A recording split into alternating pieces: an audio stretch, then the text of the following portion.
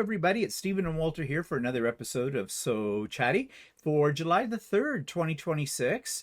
We just had Canada Day earlier this week, July the 1st, and the Americans, I guess you guys are having what do you call July it? 4th. July 4th, Independence Day. Yeah, tomorrow, Saturday. So have a good time in the heat. And I guess it's been hot everywhere. We're at 30 today. That's a little cooler than yesterday. Although they say it's going to be a high of 31. Did it feel humid when you were out? No, actually, it was actually pleasant. It's Oh, hot though, but it's yeah, pleasant. well, it's the humidity they always say that gets you. Everybody always says that. Oh, well, it's not the heat, it's the humidity. Yeah, okay.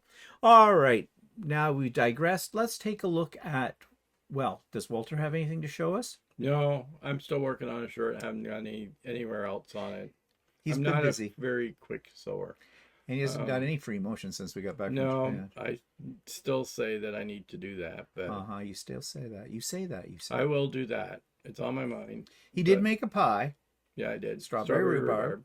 It was delicious. It's almost done. It's almost done. Time to make another one. Yeah. I noticed you had pastry dough in the fridge. I do. I have some ready to go, and I have strawberries ready to go, and I've got rhubarb ready to go. Well, there we go. So go. Go. Run now. I'll do this by myself. My pie done. Anyways, yeah, and we also had the postman came, and I don't mean mail. We had a couple of posts that were We had a couple of fence posts. Actually, when we were away in Japan, I guess we had a fairly intense storm here, and it caused one of the fence posts in our backyard to sever, I guess, at the bottom, or crack or whatever. And the neighbor came over and on our side and propped it up so that it was still standing okay. So I invested, and we had a post on the other side for a couple of years now that's been leaning really bad, and so I thought I'd try a new service that was out this year to try and get both of those posts fixed. So I phoned them up, and their price seemed reasonable, so I decided to do that. Apparently, to get a fence post fixed regularly, it can be quite expensive. What do you mean by a fencing company? Yeah, by a fencing company, it can be between $400 and $800 for one post. Yeah. Whereas this one we got two posts fixed for $500. Yeah. But they put in this bracket thing. It's metal, and what did he do? He cut. He dug a hole, deep hole, and put cement in. Well, they're right next to the post, and this bracket goes on. And holes in there, and then he fills the hole up in the bracket covered in quick drying cement. Yeah. And I think it's the strongest part on our fence. Yeah. Well, I mean, you can do it yourself. You can buy those brackets yourself and do it yourself, but you have to do it yourself. But then you have to do it yourself. Actually, the neighbor was going to try that, buy a bracket at Home Depot and try and fix it ourselves. But the type of bracket that they sell at Home Depot, it's a little different how you have to do it. You have to put it up on your fence, and then you have to try and hammer it in to the existing concrete alongside of the fence post. Well, right? That sounds stupid. Yeah, I know. And you can crack your concrete. And then you're still going to get the post ban. Yeah. So I looked at it and I thought, that's too much work for me. Just as well. Hire the one, and that guy was only here about 20 minutes. Yeah, I know. So and he did too. Not only that, he knows what he's doing. I had one post that was leaning really bad, and I wouldn't have known how to do it. He just went over there and shoved it right up again. Yeah. Well, he does well, it all did the he time. say this was his fourth or fifth one of the day? No, that ours was number 10 and 11. Oh God. And that was only at about 1:30 in the afternoon. Yeah, and he had already gone to a suburb of Toronto to do the other ones. Jeez. Very popular business. Yeah. With that. But anyways, it's fixed now. And as I said, it's probably the strongest part of our fence. So that's okay. That's down. Next week, we have the eaves trough guy coming to clean out our eaves trough. And maybe we have to look at get some advice from him about some little problems we're having there. Yeah. There's always something when you own a house. Yep. So anyways, back on today's topic. So what have I been working on? Well, the Japanese quilt It is not done yet, the top, but it's just about, I just have the outer borders to put on it, but I've got the rest there, and I'm very pleased with the way it has turned out. The only thing that I could screw up now on is when I try to quilt it, because I'm going to have to basically do custom quilting on this, and I'll have to set the computer up to do that, and I'll probably do the same thing in each block.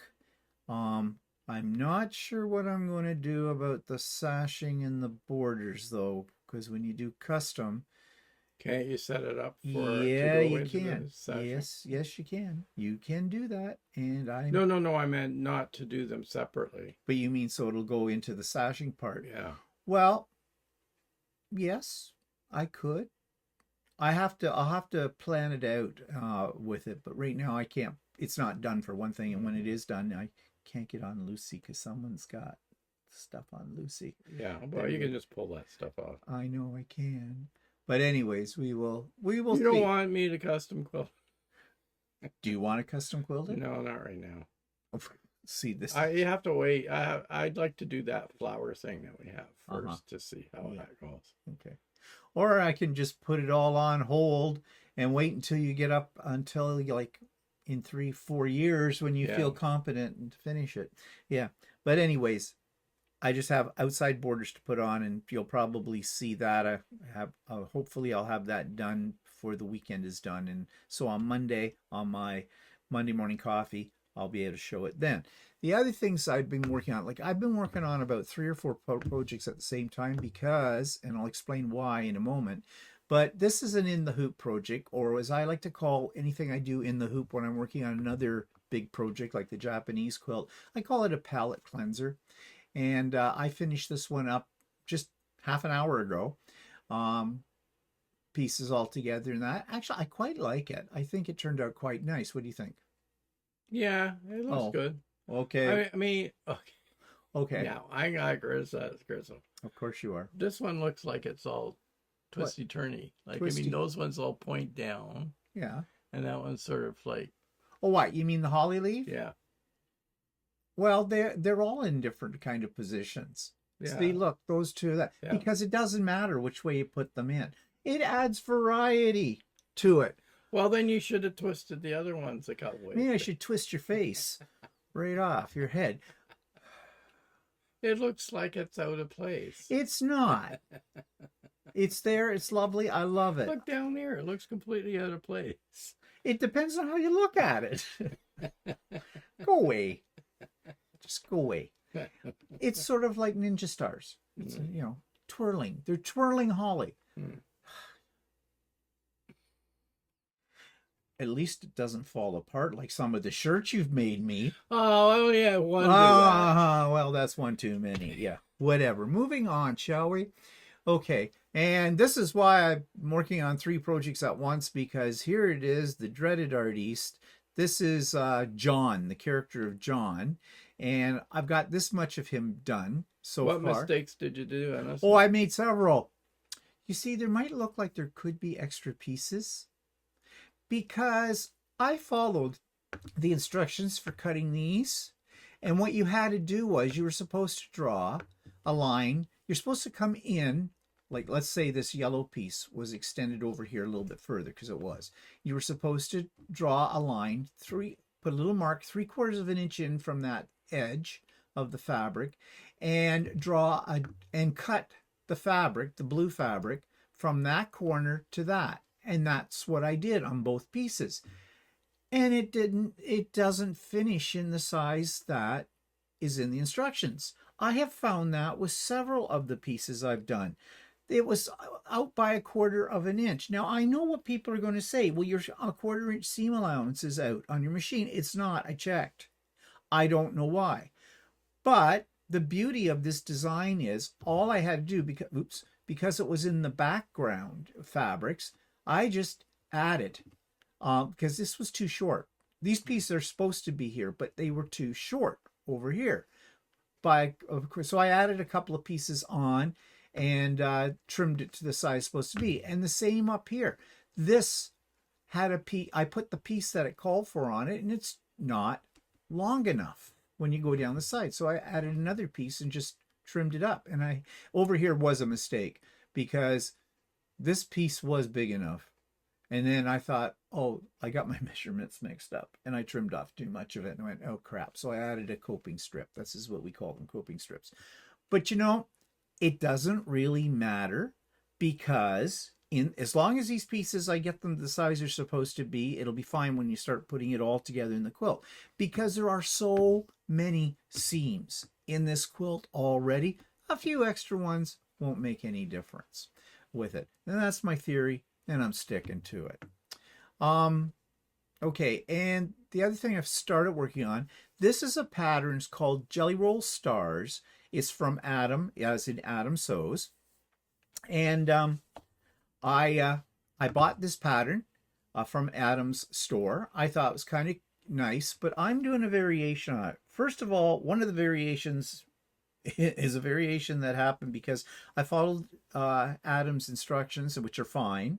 Nothing wrong with those, but he did his all in solids, and when he wrote the pattern out, basically you have 4 units that make up the star.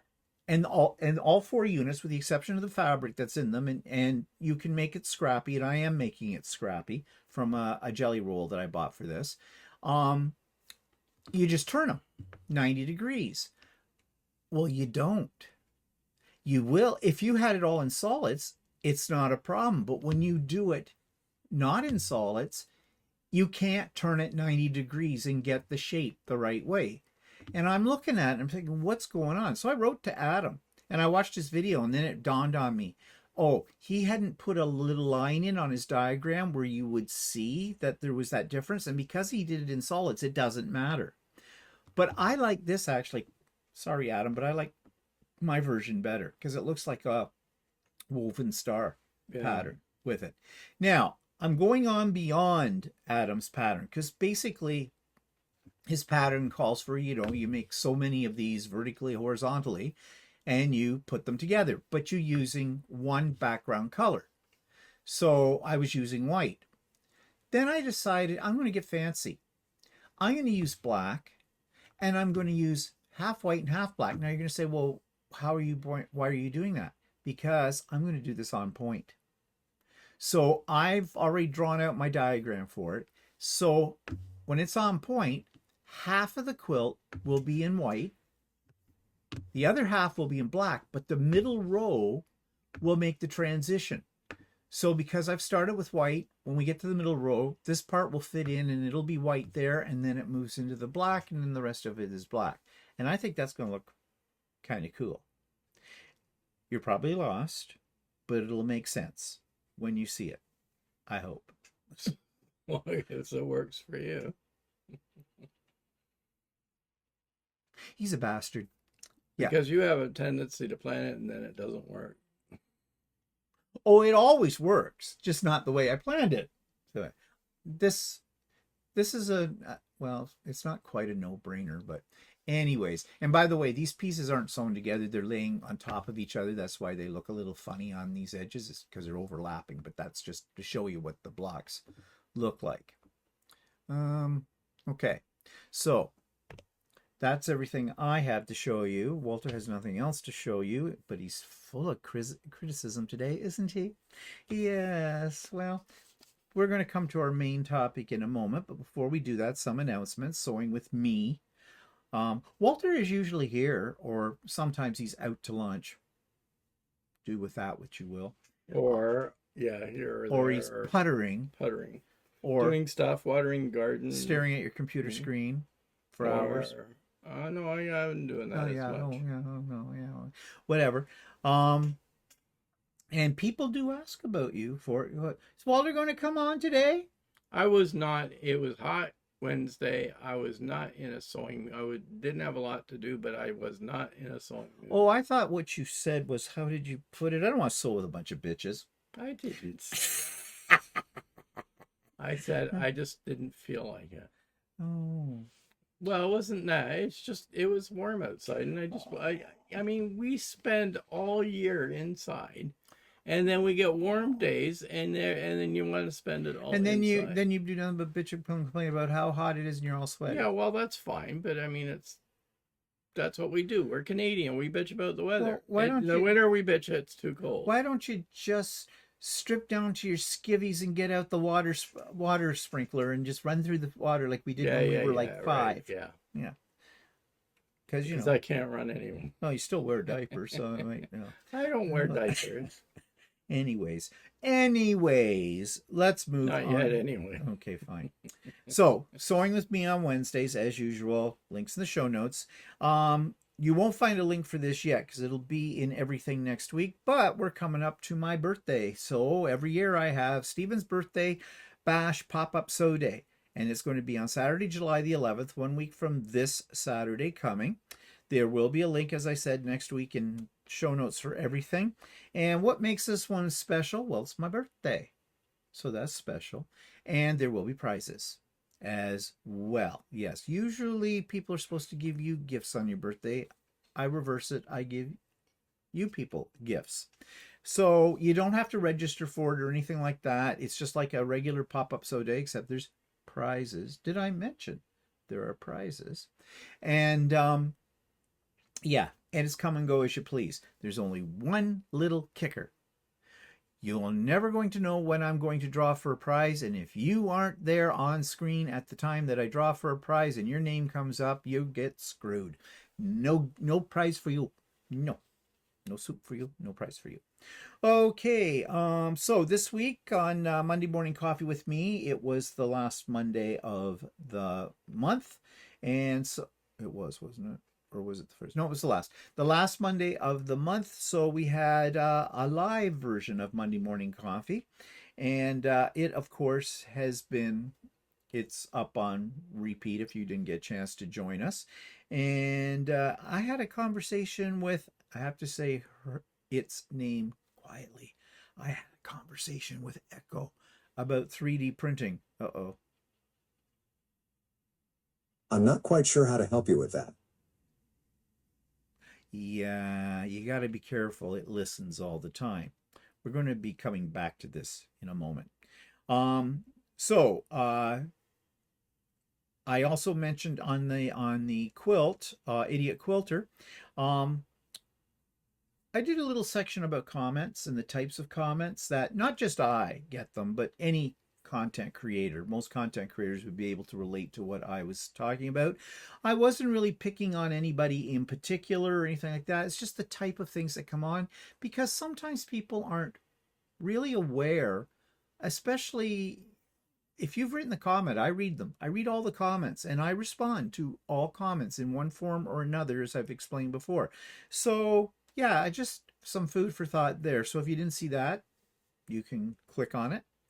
And we didn't have anything on Stephen and Walter Live last week because we were off to our great niece's little concert. But we're back this Sunday, usual time, usual bat channel. And yeah, we're going to talk about, try to demystify the pride flags in the alphabet soup, because it gets very, very confusing because there is more than one pride flag. You may or may not know that, and the different colors and what they mean and why there are different flags and what the history of the flags are. Everybody wants their own flag. Yeah, everybody wants their own flag. And then, of course, they keep changing the letters. It used to just be the LGBT. Yeah, it's LBGTQ2+. Now it's S2SL, LGBT or GLBTQ. We've got almost every letter of the alphabet, and they're even starting with numbers. So we're going to talk about what should be those all straight mean. and everything else. Yeah, really. I mean, just call it the rainbow connection. I don't know. But anyways, that's what's going to be on Sunday's topic, along with other things as usual. We always, deviate from the plan because we go with the flow on whatever you guys have to say. So join the conversation. So that's on Sunday, starting at 4 p.m. Eastern.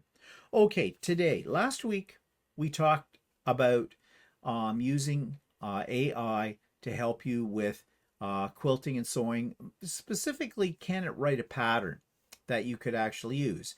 And I guess our conclusion to that was not yet, not well enough, but at least it could be used to inspire you or to give you some ideas and things like that. So, another thing that most of us have in our home that probably is hooked up to running things in your home, like your lights or whatever else, your television, things like that, are the smart devices. And I'm avoiding saying what the name of my smart device, which is sitting right here, is called, because if I say its name, it will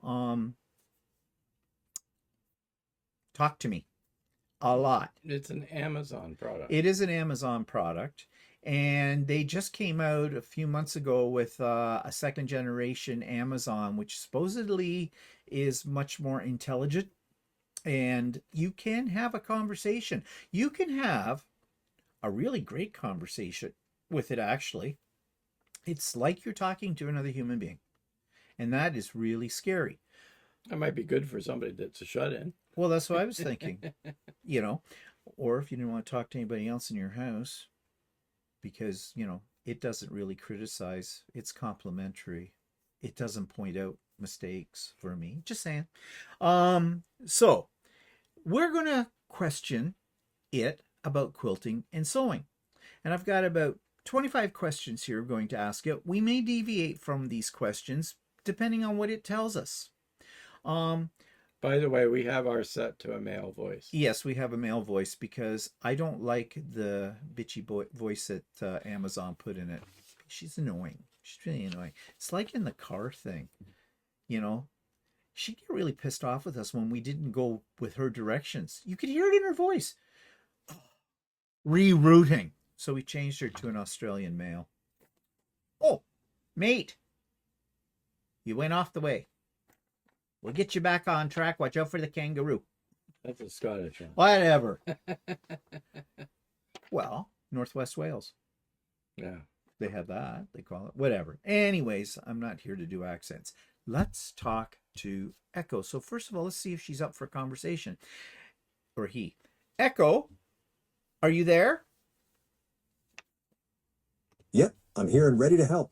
What's on your mind? Well, Echo, I was thinking that we want to pick your brain about quilting and sewing. Are you up for that? Absolutely. I'd love to chat about quilting and sewing. What's on your mind? Are you working on a new project or looking for some fresh ideas? I just have some specific questions that I think you could help us with. So here's the first question. What are the current trends in quilting?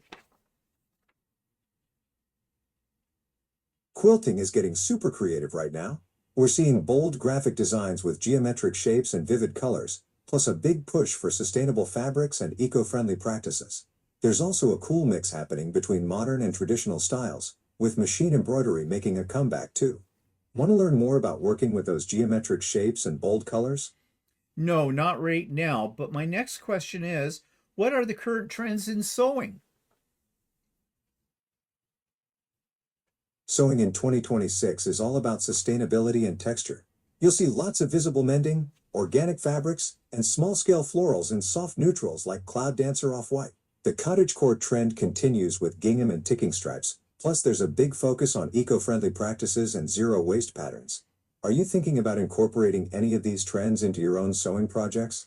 Not right now, but I'd be interested in knowing what you mean by sustainable sewing. Sustainable sewing means creating garments with minimal environmental impact. It involves using eco-friendly fabrics like organic cotton, hemp, or recycled materials, plus upcycling old clothes and minimizing waste through zero-waste patterns. You're already using quality tools that last, which is a great start. Okay, Echo, how can AI inspire creativity in quilting and sewing? AI can supercharge your quilting creativity. I can suggest unique color combos, help you design custom patterns, and even generate fresh ideas based on current trends. Want me to whip up some color palettes for your next project? Sure. Perfect. I'll create 3 color palettes for you right now. First, I'll generate a modern blue palette with teal, navy, and sky blue. Then, I'll do a warm earth tone mix with terracotta, mustard, and olive green. Finally, I'll create a vibrant rainbow palette with hot pink, lime green, and sunshine yellow. You'll see these on your screen in about 5 seconds. You don't have it connected to the screen. Okay, so thank you for that. What are the benefits of using AI with quilting? AI can really boost your quilting game. It helps with pattern design, color matching, and even troubleshooting techniques. You can get instant inspiration and personalized project ideas based on your style. Want to see how AI can help design unique quilt patterns to go with those colors? Not right now, but what I would like to know what are the benefits of using AI with sewing? AI can supercharge your sewing projects. It helps with pattern design, fabric matching, and even troubleshooting techniques. You'll get instant inspiration and personalized project ideas based on your style. Okay, so what are the disadvantages of using AI with quilting and sewing?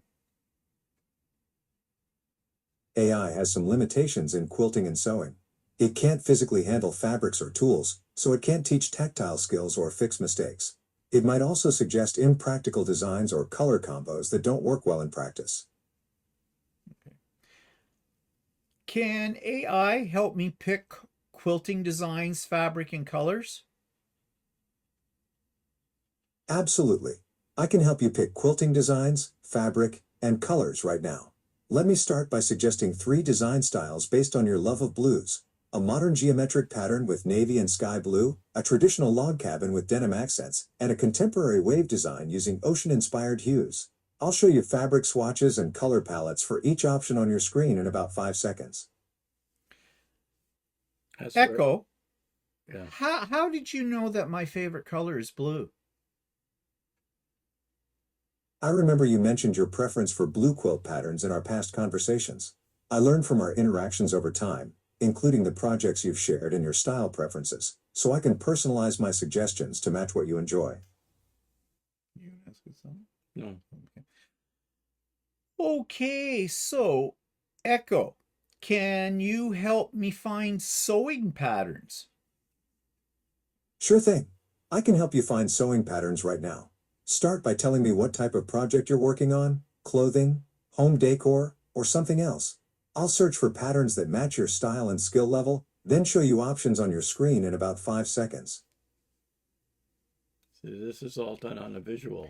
Well, there are smart devices like that have a screen. Yeah. Amazon has one like that, but I don't have that. Okay. So, but you could go into it on your computer too.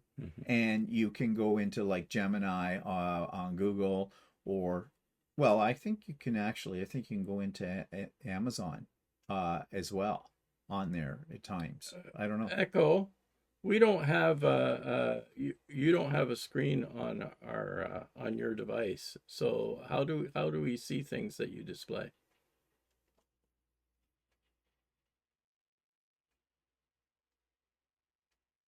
You stumped it. I stumped it. Yeah, well, it's the way you asked the Yeah, I know. question. You stumble over a thing. Echo, you have mentioned that you can show us certain things on your screen, but you do not have a screen, but we have a computer. So is there a way that you can transfer what you're going to show us to my computer screen? You're absolutely right. I don't have a screen, but I can definitely help you see those sewing patterns.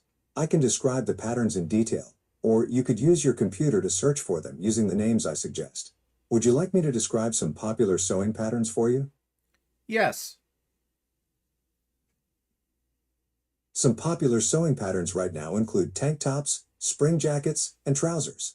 There's also a trend for quilted jackets and cozy loungewear. For beginners, pull-on styles without zippers or buttons are easiest to start with. Okay, moving on here, Echo. I want to know, can you write a quilting pattern? I can definitely create a quilting pattern for you. Let me design something that incorporates your love of blues and blends modern aesthetics with traditional techniques. Ocean Waves Quilt Pattern. Finished size, 60 inches by 72 inches, throw size. Block size, 12 inches by 12 inches, 20 blocks total. Fabric requirements. Background, 3 yards white or cream solid. Wave fabrics. Light blue, 1 yard. Medium blue, 1.5 yards. Navy blue, 1 yard. Binding, 0.75 yards navy blue. Backing, 4 yards coordinating fabric. Cutting instructions. For each block, cut 20 sets. Background, cut 4 3.5 inches squares, 2 3.5 inches by 6.5 inches rectangles. Light blue, cut 2 3.5 inches squares. Medium blue, Okay, Echo, cut. stop. Can you send me those instructions to my email address?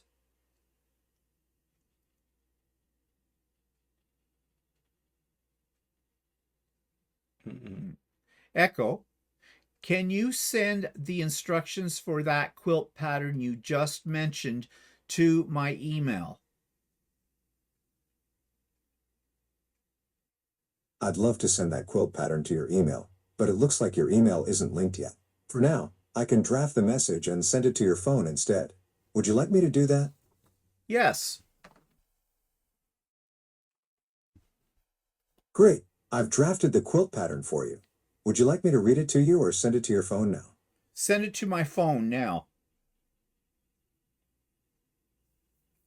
Sending to your phone. You can also find the notification in your Alexa app.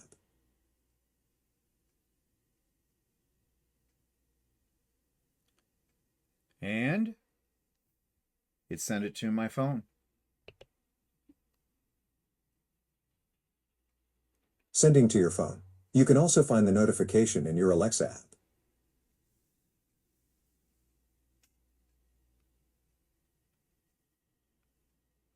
There it is. There's all the instructions. Perfect. The quilt pattern is now on your phone. You can access it anytime for your next project. I mean, we would have to look at it and see how feasible it is. We're not going to do that right now, but there it is. He sent it, the whole thing, right to my phone. That's kind of interesting. Never had that before. Okay. Echo. What should... That's right, Stephen. I sent the whole quilt pattern to your phone. It's a handy way to keep your crafting ideas close at hand. When you get a chance to look it over, let me know what you think. Maybe we can chat about any tweaks you'd like to make. Okay, this is what I meant about having a conversation with this thing. So, Echo, I have a new question for you. What should I be aware of when using AI to create a pattern? When using AI for pattern creation, be aware of copyright issues, accuracy of measurements, and the need to review AI-generated designs for feasibility. Always double-check the math and fabric requirements, and consider how the pattern flows together before cutting any fabric. Okay. Echo, can AI help me with a specific sewing or quilting problem? Absolutely. I can help with specific sewing or quilting problems. What's the particular issue you're facing right now? Maybe it's a tricky seam, a pattern adjustment, or fabric selection. Once you tell me the details, I can suggest some concrete solutions or techniques to try. How do I sew a Y seam? To sew a Y seam, start by marking a dot 1/4 inch from each corner on the back of your fabric pieces.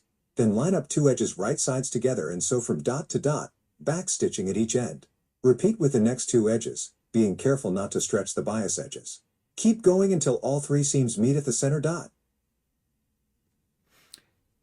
Can you send those instructions to my phone? Sending to your phone. You can also find the notification in your Alexa app.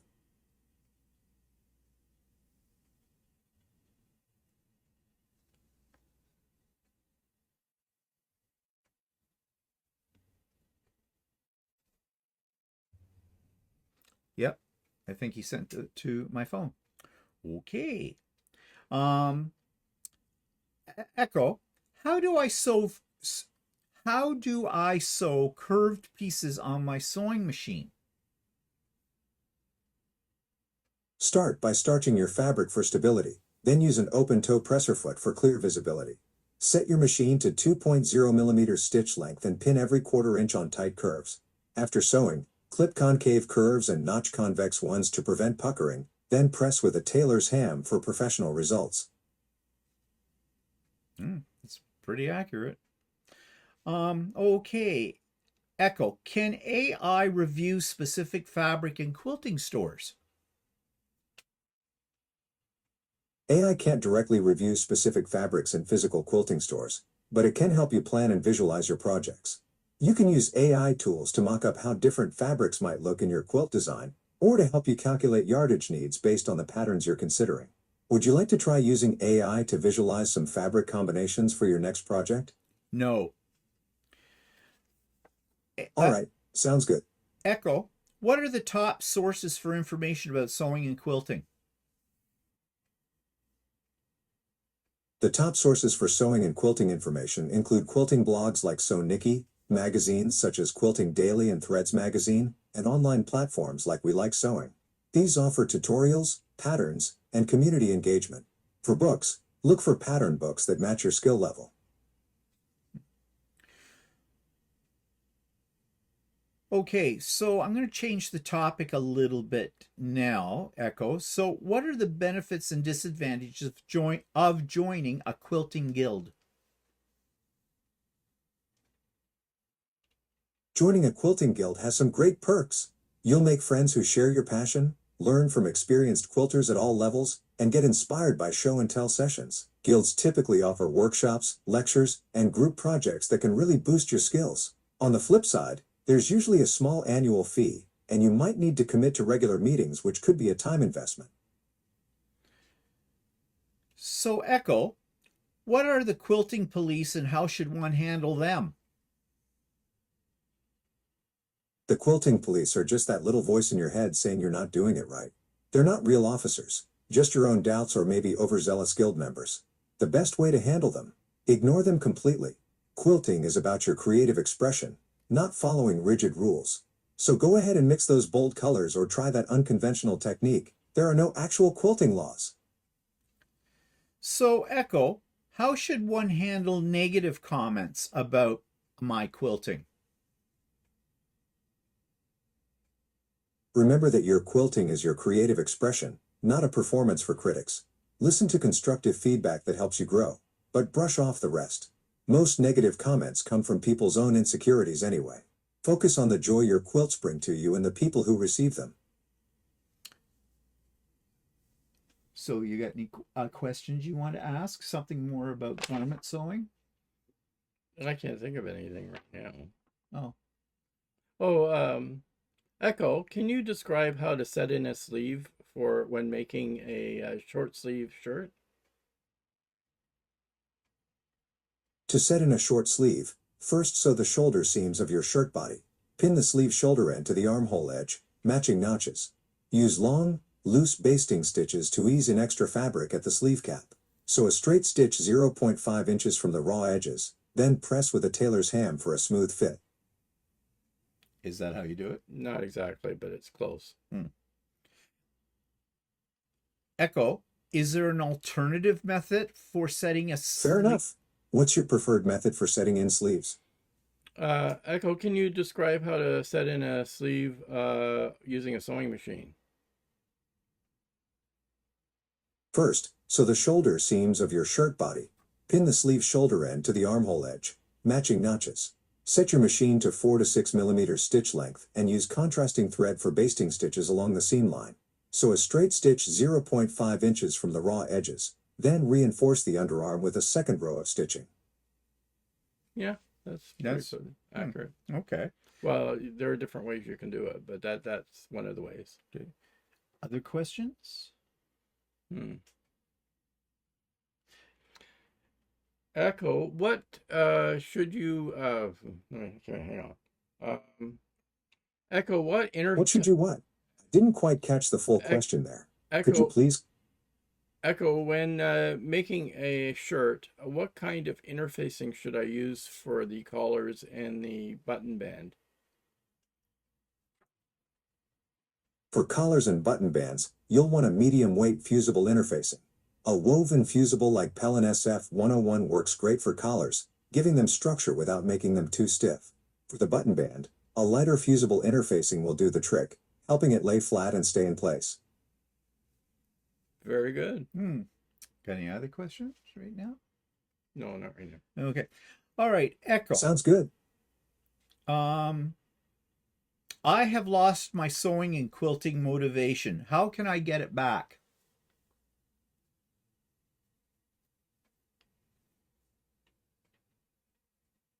He hasn't got a clue. Echo.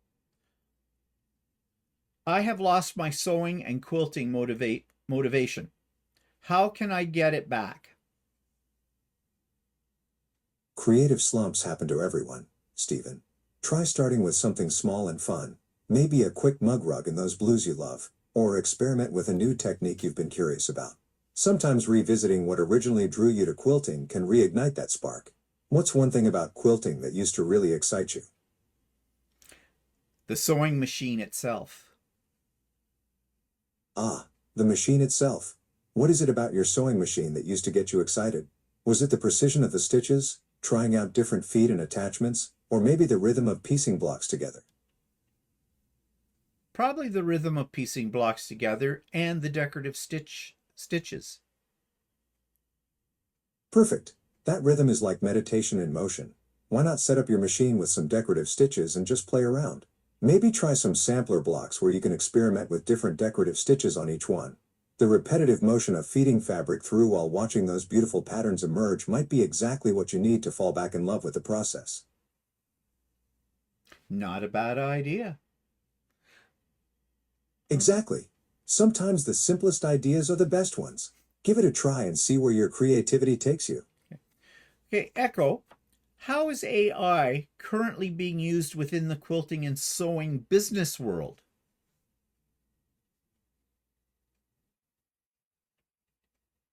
AI is transforming the quilting and sewing world in some pretty interesting ways. Most textile designers are using AI tools, but not for design work. They're handling business tasks to free up creative energy. For quilters specifically, AI helps plan patterns, calculate yardage, and create visual previews before cutting fabric. On the design side, AI-generated patterns now account for 32% of new designs, blending traditional techniques with algorithmic innovation. Some businesses are even using AI for 3D visualization, custom pattern generation, and predictive maintenance of equipment.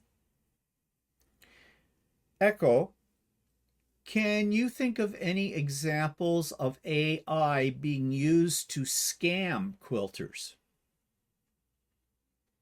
AI is being used in some concerning ways in the quilting community. There are reports of AI-generated patterns being sold as original designs, and some companies are using AI to mass-produce quilt tutorials that plagiarize established quilters' work. Have you noticed any suspicious activity in the quilting groups you follow? Yes. Interesting. What kind of suspicious activity have you noticed in the quilting groups you follow? AI generated videos that are supposed to be tutorials. That's really frustrating. AI-generated videos claiming to be tutorials can be misleading. Have you considered creating your own authentic quilting tutorials? Your experience could help counteract these AI-generated ones. Echo, what do you think the future will bring when it comes to incorporating quilting and sewing with AI technology? The future looks amazing for quilting and sewing with AI. We'll see smarter design tools that understand your style preferences, ultrasonic quilting that fuses fabrics without threads, and AI assistants that handle the math and planning while you focus on creativity. Imagine telling your sewing machine exactly what you want and having it figure out the perfect fabric combinations and cutting patterns.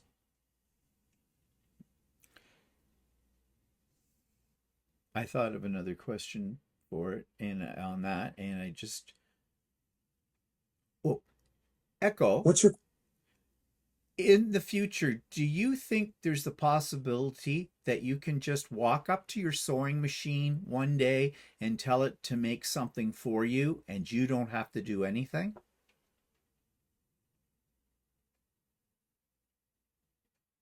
I think I stumped it. Okay, moving on. Here's a fun question. Have you ever heard of the quilter Stephen Bland? I think you start with Echo again.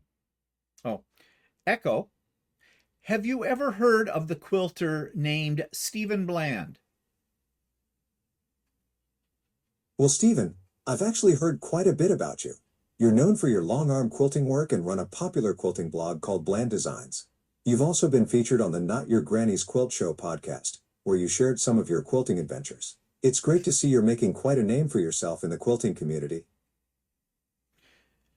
Echo. Have you ever heard of the sewer named Walter Vandergron? I haven't heard of a sewer named Walter Vandergren specifically, but I'd love to learn more about him if you'd like to share. Is he someone you've been working with on your quilting projects? Yes, and he's very critical of my work. That sounds tough, Stephen. Dealing with harsh criticism can really sting, especially when you're putting your heart into your quilting. Remember that your work has value and you're constantly growing as a quilter.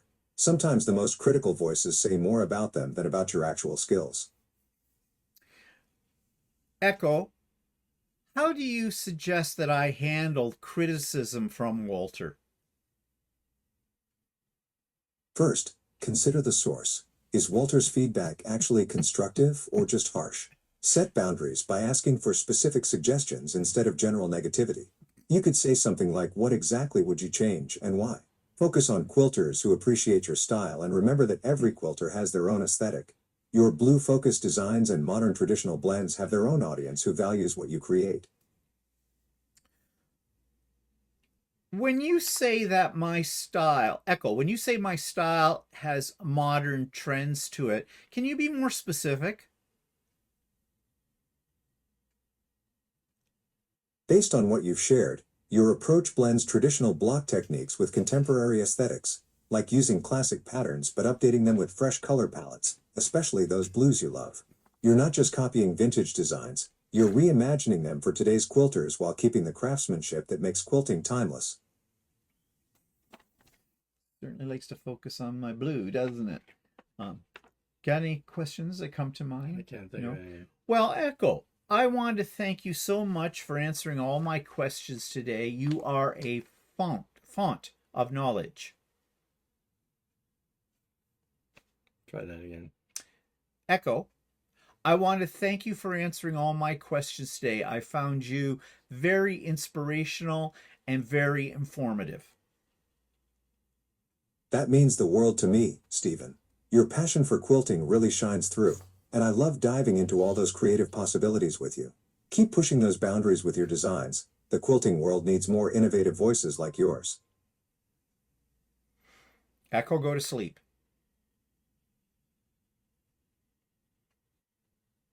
Sweet dreams, Stephen. Thanks for all the great quilting chat today. Okay. So, it's almost like having another person in the room that we're talking to here. And a lot of the things that it said are realistic, are practical, and informative too. So it does a little bit more now than just turn on your lights or things like that. I think it's worth exploring. Especially, I see this as being something when you don't know what you want to work on next, or as I asked it about motivation and that kind of thing, inspiration. I think you could get into a lot more detail, and with its ability to be able to send some of this stuff to your phone, so you have a hard copy of it. That I think's a plus too. I didn't know it could do that. That I hadn't figured that out yet until today. So what do you think? Yeah, I mean, simple things, I sometimes use it when I'm cooking to figure out different. If somebody says you need 4 tablespoons or you need a half a cup of something, sometimes ask it how many tablespoons in a cup or something like that, and that's really pretty good for that thing. I haven't really used it much for sewing or anything, but it's another option. Yeah. So I mean, we only kind of scratched the surface with the questions that I asked it, but I think you could go into any of those questions and it leaves you opportunities. It actually prompts you for the direction you want to go in by giving you suggestions for things you could look into further or ask about, which I think that's a good thing. I I believe in AI, because one, it's here, and we're not going to be able to escape it. But AI was created by human brains. So I don't think we need to fear it. I think we need to work with it. We need to train it and use it for good things. There will be those people who are going to use it for the negative out there. I mean, that's why I asked the question about scams and stuff like that, and it knew about them. Yeah, every piece of technology will be used as a scam. I mean, when I first started working in the computer industry 50 years ago, we didn't really hear about scams and things because it wasn't out in the general public. That, and even for the first quite a few years of computing, we didn't hear about scams. But now there's always bad actors, and there are always bad people that will use technology in bad ways. There's enough positive to each of those technologies that makes life a little bit better, or makes life a little easier for you. Yeah. So It's all a question of getting used to it and learning how to use it to our own benefit, I think. And hopefully in the school systems, they are teaching kids how to do this. Mind you, it's come on to us so quickly that probably teachers can't keep up with it yet either. And, teachers, in spite of what the government say, do not provide a lot of additional training for teachers once you've gotten out of teachers college. So they need to do it's that. like most of us have smartphones now, and a lot of us don't use all the features of a smartphone because it has so many features you can't remember them all. Yeah.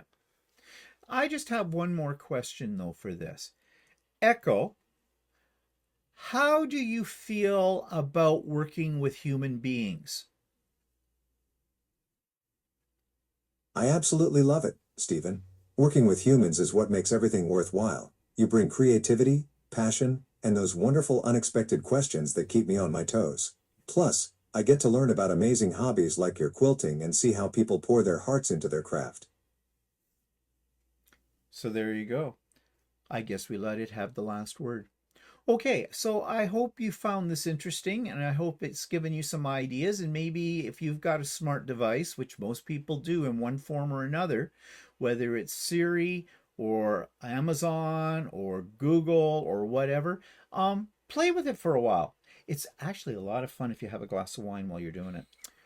Especially if there's somebody else in the room, and then the more you drink, the funnier the questions get to these things, and the answers are something else. Actually, one more question. I love that you're encouraging people to experiment with their smart devices. And yes, the questions definitely get more creative as the evening progresses. Though I have to say, some of my most entertaining conversations happen when folks are feeling a bit more uninhibited. Thanks for sharing all this quilting wisdom with everyone. Stephen, it's been a blast chatting with you today. Thank you, Echo. Okay, last word for that today. I don't think I can summarize anything more, so we're going to say goodbye. So enjoy, play with your smart device. Talk to you later. Bye, everybody. Say goodbye, Walter. Goodbye. Hi, I'm just going to interrupt my program for just 1 second to remind you to like the video, to subscribe to the channel, and hit the bell for future notifications. That's all I ask of you. Show me a little love. Thanks.